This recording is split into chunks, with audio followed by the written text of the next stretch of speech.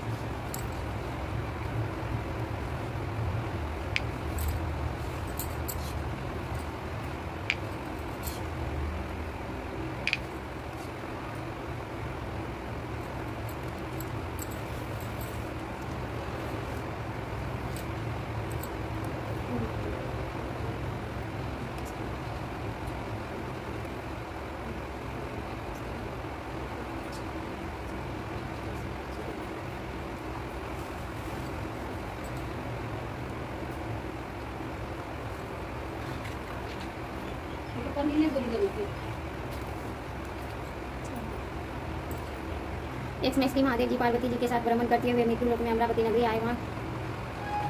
वहाँ के राजा ने सुंदर शिव जी का मंदिर बनवाया। शंकर जी वहीं ठहरने लगे। एक दिन पार्वती जी शिव से बोले, ना आओ चौसर खेले। खेल प्रारंभ हुआ। उसी समय पुजारी जी पूजा करने आए। पार्वती ने पूछा, पुजारी जी बताइए जीत किसकी होगी? वह बोले, शंकर जी की। और अंत में जीत पार्वती की हुई। पार्वती ने मिथ्या भाषण के कारण पुजारी जी को कोढ़ी होने का श्राप दिया। पुजारी जी कोढ़ी हो गए। कुछ काल बाद अप्सराएं पूजन के लिए आई। पुजारी जी से कोढ़ी होने का कारण पूछा। पुजारी जी ने सब बात बतला दी। अप्सरा बोली, पुजारी जी तुम 16 सोमवार का व्रत करो, महादेव जी तुम्हारा कष्ट दूर करेंगे। पुजारी जी ने उत्सुकता से व्रत की विधि पूछी। अप्सरा बोली, सोमवार को व्रत करे, शनि उपासना प्रांताता से गेहूं के आटे के 3 अंगा बनावे और घी गुड़ दे बेलपत्र आदि से पूजन करे। बाद में एक अंगापरण कर शेष प्रसाद इसमें विपरीत का प्रसाद ले। इस विधि से 16 सोमवार कर 17वें सोमवार को उपास से गेहूं के आटे की बाटी का चूरमा बनाकर भोग लगाकर बांट दे। फिर कुटुंब प्रसाद ग्रहण करें। ऐसा करने से शिव जी तुम्हारे मनोरथ को पूर्ण करेंगे। यह कहकर अप्सराएं स्वर्ग को चली गई। पुजारी जी यथाविधि व्रत कर रोग मुक्त हुए और पूजन करने लगे। कुछ दिन बाद शंकर पार्वती पुनः आए। पुजारी को कुशलतापूर्वक देख पार्वती जी ने रोग मुक्त का कारण पूछा। पुजारी के कथानुसार पार्वती ने व्रत किया। फलस्वरूप ऑपरेशन कार्तिकेय जी माता की आज्ञाकारी हुई। कार्तिकेय जी ने भी पार्वती से पूछा कि क्या कारण है कि मेरा मन आपके चरणों में लगा। पार्वती ने यही व्रत बतलाया। कार्तिकेय जी ने भी व्रत किया। फलस्वरूप बिछड़ा हुआ मित्र मिला। उसने भी कारण पूछा। बताने पर विवाह की इच्छा से व्रत किया। अखलाता वह विदेश गया। वहाँ राजा की कन्या का स्वयंवर था। राजा का प्रण था कि हथनी जिसको माला पहनाई उसी के साथ पुत्री का विवाह होगा। यह ब्राह्मण भी स्वयंवर देखने की इच्छा से पहुंचा बेटा। हथनी ने माला इसी पंडित को पहनाई। धूमधाम से विवाह हुआ। तत्पश्चात दोनों सुख से रहने लगे। एक दिन राजकन्या ने पूछा, आपने कौन सा पुण्य किया जिसे राजकुमारों को छोड़ हथनी ने आपका वरण किया? ब्राह्मण ने 16 सोमवार का व्रत विधि बताया। राजकन्या ने सपुत्र प्राप्ति के लिए व्रत किया और सर्वगुण संपन्न पुत्र प्राप्त किया। और बड़ा होने पर पुत्र ने पूछा, माता जी किस पुण्य से मेरी प्राप्ति आपको हुई है?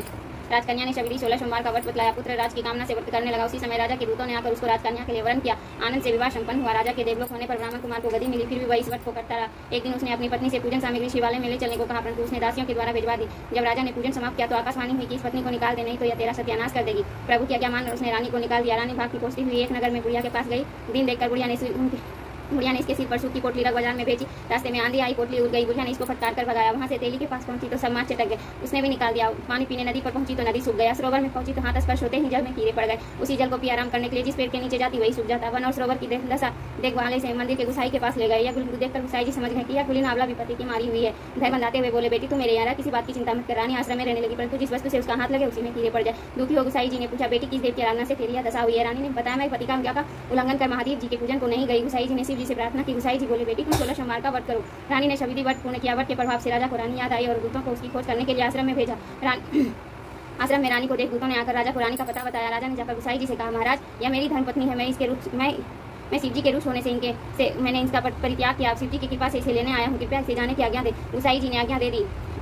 राजा रानी नगर में आए। नगर वासियों ने नगर सजाए, बाजे बजने लगे, मंगलोच्चर हुआ। शिव जी की कृपा से प्रतिवर्ष 16 सोमवार का व्रत को कर रानी के साथ आनंद के साथ रहने लगा। अंत में शिवलोक को प्राप्त हुआ। इसी प्रकार जो कोई मनुष्य भक्ति सहित और विधि पूर्वक 16 सोमवार का व्रत को करता है और कथा सुनता है, उसकी सब मनोकामनाएं पूर्ण होती है। अंत में शिवलोक को प्राप्त होता है। एक साहूकार बहुत ही धनवान था। उसको धन आदि किसी प्रकार में कोई कमी नहीं थी, परंतु वह पुत्र न होने के कारण वह अत्यंत दुखी था। वह इसी चिंता में रात दिन रहता था और पूजन क्या करता था। सायंकाल को शिवजी के मंदिर में जाकर दीपक जलाया करता था। उसके इस भक्ति भाव को देखकर एक समय श्री पार्वती जी ने शिवजी महाराज से कहा कि महाराज यह साहूकार आपका अत्यंत भक्त है और सदैव आपका व्रत और पूजन बड़ी श्रद्धा से करता है, अतः इसकी मनोकामना पूर्ण करनी चाहिए। शिवजी ने कहा कि हे पार्वती, यह संसार कर्म क्षेत्र है। जैसे किसान खेत में जैसा बीज बोता है वैसा ही फल काटता है, उसी तरह संसार में जो जैसा कर्म करता है वैसा ही फल भोगते हैं। पार्वती जी ने अत्यंत आग्रह से कहा कि महाराज जब यह आपका ऐसा भक्त है और यदि इसको किसी प्रकार का कोई दुख है तो अवश्य दूर करना चाहिए, क्योंकि आप तो सदैव अपने भक्तों पर दया करते हैं, उनके दुखों को दूर करते हैं। यदि आप ऐसा नहीं करेंगे तो मनुष्य क्यों आपकी सेवा व्रत पूजन करेंगे। पार्वती जी का ऐसा आग्रह देख शिव जी महाराज प्रसन्न हो कहने लगे, हे पार्वती, इसके कोई पुत्र नहीं है। इसी पुत्र चिंता से अति दुखी रहता है। इसके भाग्य में पुत्र न होने पर भी मैं इसको पुत्र की प्राप्ति खबर देता हूँ, परंतु वह केवल 12 वर्ष तक ही जीवित रहेगा। इसके पश्चात को मृत्यु को प्राप्त होगा। इससे अधिक और मैं इसके लिए कुछ नहीं कर सकता। यह सब बात साहूकार सुन रहा था। इससे उसको न कुछ प्रस्ताव हुआ न कुछ दुख हुआ। वह पूर्वक वैसे ही शिव जी महाराज का सोमवार का व्रत पूजन करता रहा। कुछ काल व्यतीत हो जाने पर साहूकार की स्त्री गर्भवती हुई और 10वें महीने उसके गर्भ से अति सुंदर पुत्र की प्राप्ति हुई। साहूकार के घर में बहुत खुशी मनाई गई, परंतु साहूकार ने उसकी केवल 12 वर्षीय आयु जान कोई अधिक प्रस्ताव प्रकट नहीं किया और न किसी को भेद बताया। जब वो 11 साल का हो गया तो बालक की माता ने उसके पिता से उसके विवाह के लिए कहा, परंतु वह साहूकार कहने लगा, मैं अभी इसका विवाह नहीं कराऊंगा, काशी जी पढ़ने के लिए जाऊंगा, काशी जी पढ़ने के लिए भेजूंगा। फिर उस साहूकार ने अपने साले अर्थात बालक के मामा को बुला उसको बहुत साधन देकर कहा, तुम इस बालक को काशी जी पढ़ने के लिए ले जाओ और रास्ते में जिस जगह भी जाओ करते ब्राह्मणों को भोजन कराते हुए जाओ। इस प्रकार वो दोनों मामा बांजे सब जगह यज्ञ करते और ब्राह्मणों को भोजन कराते जा रहे थे। रास्ते में उनको एक शहर पड़ा। उस शहर के राजा की कन्या का विवाह था और दूसरे राजा का लड़का से विवाह के लिए बारात लेकर आया था। वहाँ का गाना था। लड़के के पिता को इस बात की बड़ी चिंता था कि वर को देखकर कन्या के माता पिता विवाह में किसी प्रकार की अड़चन न पैदा करते। इस कारण जब उसने अति सुंदर शेठ के लड़के को देखा तो मन में विचार किया कि क्यों न दरवाजे के समय पर इस लड़के से वर का काम लिया जाए। ऐसा विचार कर राजा ने उस लड़के और उसके मामा से कहा तो वह राजी हो गए और साहूकार के लड़के को स्नान आदि करा, वर के कपड़े पहना तथा घोड़े पर चढ़ा दरवाजे पर ले गए और बड़ी शांति से सब कार्य हो गया। अब वर के पिता मैंने सोचा यदि विवाह कार्य भी इसी लड़के से करा दिया जाए तो क्या बुराई है, ऐसा विचार करो। और उसके मामा से कहा कि यदि आप फेरो और कन्यादान का काम करा दे तो बड़ी कृपा होगी और हम इसके बदले बहुत कुछ धन देंगे। उन्होंने स्वीकार कर लिया और विवाह कार्य बहुत अच्छी तरह से हो गया। परंतु जिस समय लड़का जाने लगा तो राजकुमारी के चुंदरी के पल्ले पर लिख दिया कि तेरा विवाह तो मेरे साथ हुआ है, परंतु जिस राजकुमार के साथ तुमको भेजेंगे वह तो आँख का काना है और मैं तो काशी जी पढ़ने के लिए जा रहा हूँ। उस राजकुमारी ने जब अपनी चुंदरी पर ऐसा लिखा पाया तो उसने राजकुमार के साथ जाने से इनकार कर दिया और कहा कि यह मेरा पति नहीं है, मेरा विवाह इसके साथ नहीं हुआ है, वह तो काशी जी पढ़ने के लिए गया है। राजकुमारी के माता पिता ने अपनी कन्या को विदा नहीं किया और बारात वापस चली गई। उधर शेख का लड़का और उसका मामा काशी पहुंच गए। वहां जाकर उन्होंने यज्ञ करना और लड़के ने पढ़ना शुरू कर दिया। जब लड़की की आयु 12 साल की हो गई तब एक दिन उन्होंने यज्ञ रचा रखा था कि उस लड़के ने अपने मामा से कहा, मामा जी आज मेरी तबीयत कुछ ठीक नहीं है। मामा ने कहा कि अंदर जाकर सो जाओ। लड़का अंदर जाकर सो गया और थोड़ी देर में उसके प्राण निकल गए। जब मामा ने आकर देखा कि वह तो मुर्दा पड़ा है तो उसको बड़ा दुख हुआ और उसने सोचा कि मैं अभी रोना पिटना मचा दूंगा तो यज्ञ का कार्य अधूरा रह जाएगा। अतः उसने जल्दी से यज्ञ का कार्य पूरा समाप्त कर ब्राह्मणों के घर जाने के पश्चात रोना पिटना आरंभ कर दिया। संजोग बस उस समय शिवजी महाराज और पार्वती जी घर से जा रहे थे। जब उन्होंने जोर जोर से रोने पिटने की आवाज सुनी तो पार्वती जी शिवजी महाराज को आग्रह करके उसके पास ले गई और सुंदर लड़के को मरा देख कहने लगी कि महाराज ये तो उसी से का लड़का है जो आपके वरदान से हुआ था। शिवजी ने कहा कि पार्वती इसकी आयु इतनी ही थी सो भोग चुका। पार्वती जी ने कहा कि महाराज कृपा करके बालक को और आयु दो, नहीं तो इसके माता पिता तरफ तरफ कर मर जाएंगे। पार्वती जी ने इस प्रकार बार बार आग्रह करने पर शिवजी ने उसको वरदान दिया और शिवजी महाराज की कृपा से लड़का जीवित हो गया। शिव पार्वती कैलाश चले गए। तब लड़का और उसका मामा इसी प्रकार यह करते हुए अपने घर की तरफ चल पड़े और उस रास्ते से उसी शहर में आए जहाँ पर लड़के का विवाह हुआ था। वहाँ आकर जब उन्होंने यज्ञ आरंभ कर दिया तो उस लड़के के ससुर ने उसको पहचान लिया। अपने महल में लाकर उसकी बड़ी खाती थी, साथ ही बहुत सारा धन और दासियां सहित बड़े आदर और सत्कार के साथ लड़की और जमाई को विदा किया। जब वह अपने शहर के निकट आए तो उसके मामा ने कहा कि पहले मैं तुम्हारे घर जाकर खबर कराता हूँ। उस समय उसके माता पिता घर की छत पर बैठे हुए थे और उन्होंने यह प्रण कर रखा था कि यदि हमारा पुत्र सकुशल घर आया तो मैं राजी खुशी नीचे आ जाएंगी, नहीं तो छत से गिरकर अपने प्राण दे देंगे। इतने में उसके लड़के के मामा ने आकर यह सारा समाचार दिया कि आपका पुत्र आ गया है, परंतु उनको विश्वास न आया। तब उसके मामा ने शपथपूर्वक कहा कि आपका पुत्र अपनी स्त्री तथा बहुत सारा धन लेकर आया है। तो उस सेठ ने बड़े आनंद के साथ उनका स्वागत किया और बड़ी प्रसन्नता के साथ रहने लगा। इसी प्रकार जो कोई भी सोमवार का व्रत धारण करता है अथवा इस कथा को पढ़ता है या सुनता है उसके दुख दूर होकर उसकी समस्त मनोकामनाएं पूर्ण होती है। इस लोक में नाना प्रकार के सुख भोग कर अंत में सदा शिव लोक की प्राप्ति होती है।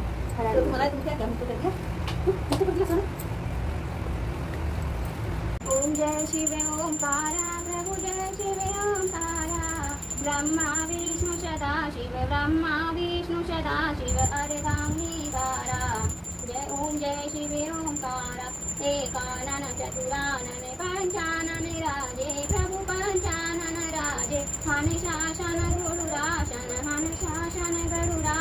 ऋषिवाहन साजे। जय शिव ओंकारा दो भुज चार चतुर भुज दस भुज अति सोहे प्रभु दस भुज अति सोहे तीनों रूप निरखते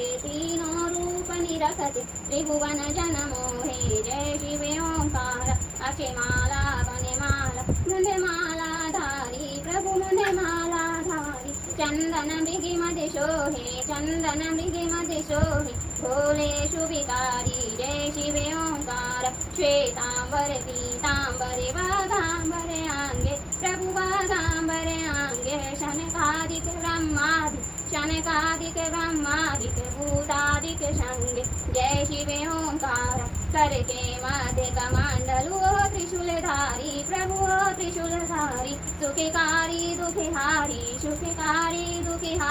जग पालनकारी। जय शिव ओंकार ब्रह्मा विष्णु सदा शिव जानत विवेक प्रभु जानत अविवेका प्रणवांशर में शोभित ये तीनों एका। जय शिव ओंकार त्रिगुण स्वामी जी की आरती जो कोई नर गावे प्रभु जो कोई नर गावे कहत शिवानंद स्वामी मन वांछित फल पावे। जय शिव ओंकारा स्वामी जय शिव ओंकारा। ओम कपूरे गौरम कन्नावितारम संसारिशारम केन्द्रारम सदावशंत्रम सदैरविंदय भवं भवानी क्षेत्रं नमामि त्वमेव माता च पिता त्वमेव बन्धु च सखा त्वमेव विद्याधर्मिणं त्वमेव शरणं